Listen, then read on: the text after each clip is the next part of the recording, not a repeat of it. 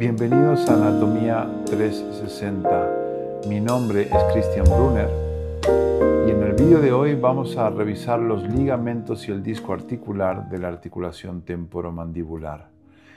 El disco es una estructura cartilaginosa situada en la articulación temporomandibular que actúa como un amortiguador y va a facilitar el deslizamiento suave de la mandíbula durante la masticación y otros movimientos maxilofaciales. Este disco deslizante contribuye por tanto a la estabilidad y funcionabilidad del ATM, asegurando una adecuada congruencia entre la mandíbula y el hueso temporal, lo cual es crucial para la función articulatoria y la comodidad durante las actividades orales. Se le considera biomecánicamente la articulación temporomandibular una articulación gínglimo-artrodial. Esto quiere decir que permite movimientos de bisagra y de deslizamiento. Está formada por un lado por el cóndilo mandibular y por el otro lado por la fosa mandibular del hueso temporal, como veremos en este vídeo.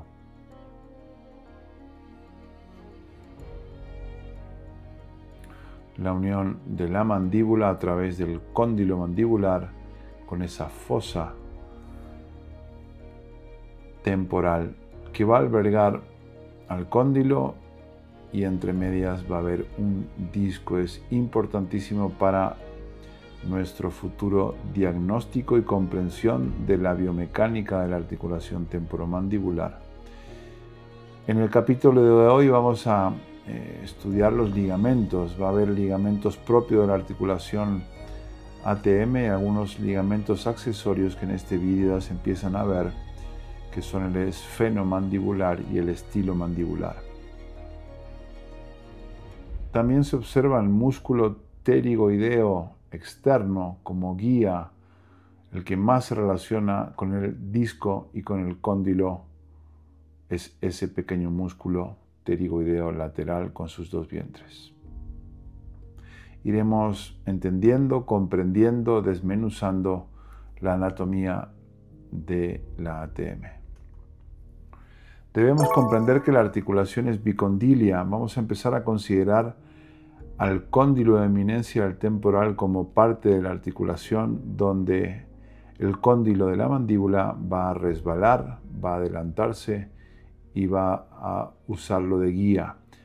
El techo posterior de la fosa del temporal es muy delgado, lo que indica que no está preparado para soportar fuerzas intensas. Entonces vamos a ver el disco, ligamentos y cápsula. Lo divido, aunque como comprendemos la anatomía es todo una sola capa de tejidos. Los ligamentos y la cápsula a veces son considerados también como parte de un todo, de tejido conectivo. El disco, por tanto, en la articulación temporomandibular es de tejido conectivo fibroso y denso. Y en la posición de reposo, el disco está en contacto con el cóndilo en la zona intermedia, como se ve, y más en la zona posterior. Y aquí sí que se nota, fijaros bien, la eminencia del temporal, donde sirve de techo. Entonces, por un lado está la fosa del temporal y delante está la eminencia del temporal.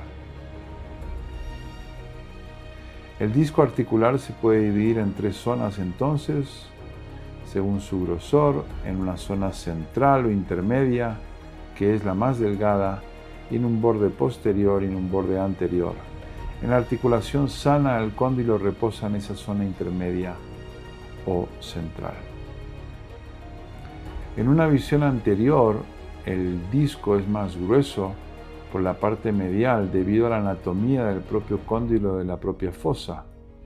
La forma exacta del disco se debe, por tanto, a la morfología que tiene el cóndilo y al que tiene la fosa temporal. Fijaros que el cóndilo de medial a lateral mide entre 18 y 23 milímetros.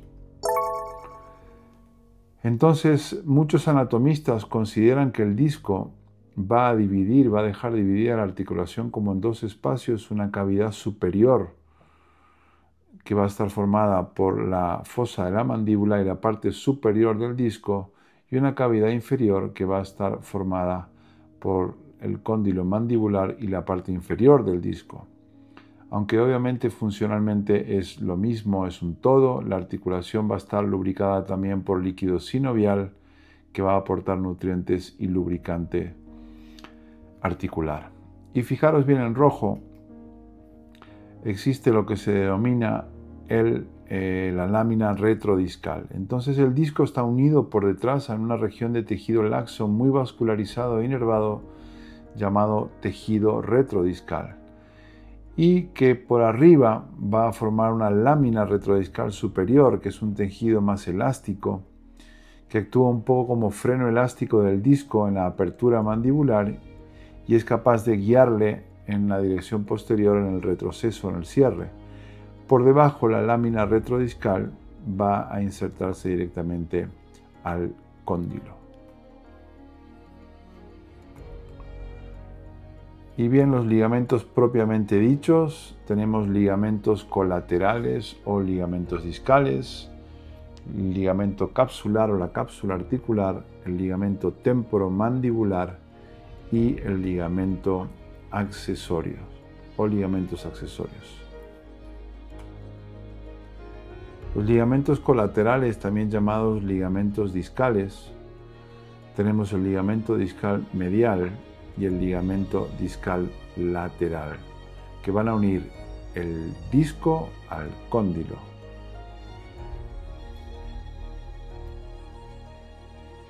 Su acción, por tanto, es limitar el alejamiento del disco con respecto al cóndilo, es decir, que el disco se mueve con el cóndilo en sus movimientos de deslizamiento y el cóndilo también se mueve sobre el disco. El disco tiene una capacidad de rotar o de moverse sobre el cóndilo hacia adelante o hacia atrás. Al igual, por tanto, entonces que todos los sistemas de articulares que poseen ligamentos, que van a ser guías y frenos del movimiento, esta articulación posee también la cápsula o ligamento capsular, que va a tener una...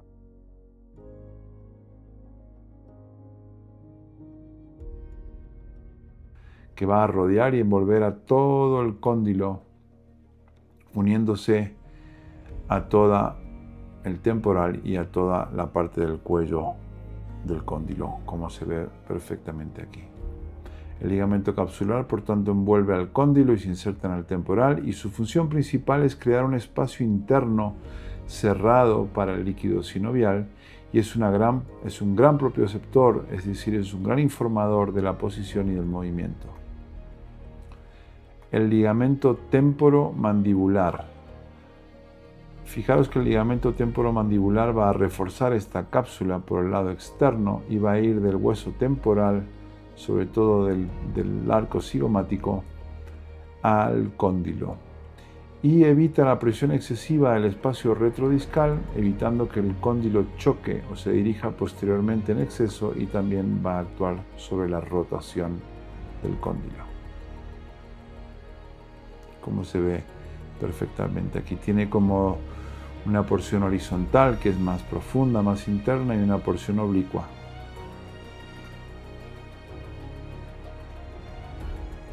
La cápsula, por tanto, contiene esa lámina sinovial interna que segrega el líquido sinovial, que sirve para las funciones metabólicas y que también de lubrificación en el movimiento articular.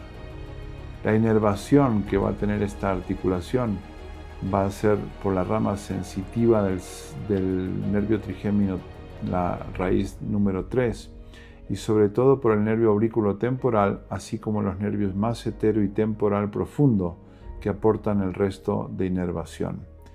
Aquí en esta imagen podemos ver la lámina retrodiscal, los ligamentos discales y la cápsula articular.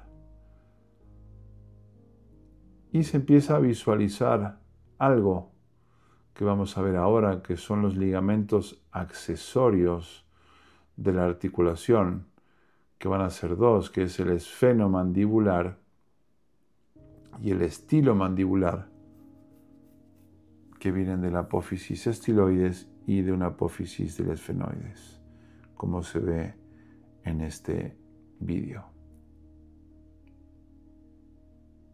Ahí lo podéis ver, el esfenomandibular y el estilomandibular.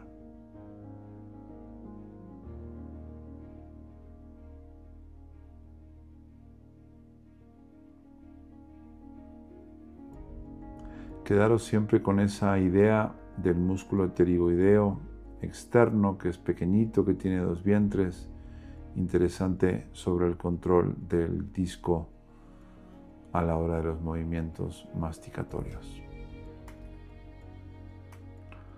Por tanto, por último, los ligamentos esfenomandibular, que va de la espina del esfenoides hasta la língula de la rama de la mandíbula en su cara interna, y el ligamento estilomandibular, que va de la espina del temporal hasta la rama de la mandíbula, limitando movimientos de protrusión excesiva. Como se ven perfectamente aquí, al igual que se ve la cápsula